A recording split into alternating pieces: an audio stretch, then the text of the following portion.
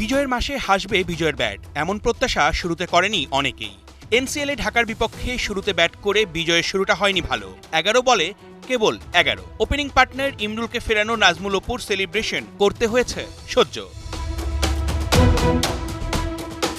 লম্বা রেসের ঘোড়া বিজয় মাঠে জবাব দেন ব্যাটে।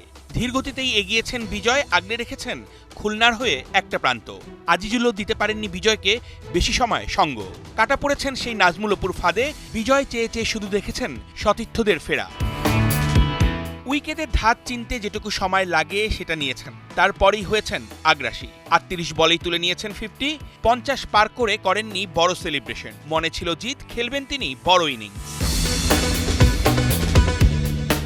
বল আসছিল ব্যাটে, দেখে শুনে করেছেন শর্ট সিলেকশন। ইমন, শাকিল, অপু, সাইফ কেউই বিজয়ের বিপক্ষে হাত ঘুরিয়ে খুব বেশি সুবিধা করতে পারেননি।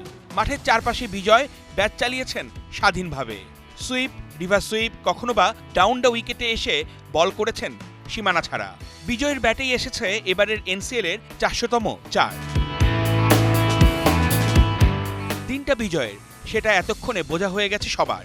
বিজয়ের এক একটা শট যেন জাতীয় দলের নির্বাচকদের দরজায় টোকা। বিজয় ফ্যানরা মুগ্ধ হয়েছেন, হেটার্সদের মুখও বন্ধ হয়েছে। শেষ ওভারে 6 মেরে সেঞ্চুরি করেছেন বিজয়। মাটিতে গড়িয়ে করেছেন শতকের সেলিব্রেশন। সতীর্থ সোহান বুকে জড়িয়ে নিয়েছেন খুলনার প্রাণ বিজয়কে। 90 মিনিট ক্রিজে থেকে 5-6, 10-4-এ 67 বলে করেছেন 101 রান। ঢাকার বিপক্ষে খুলনার সংগ্রহ 180। নিজের জন্মদিনের পরদিনই বিজয় খেলেছেন হান্নামানা এমন ইনিংস। অর্ণব বাপি, 71।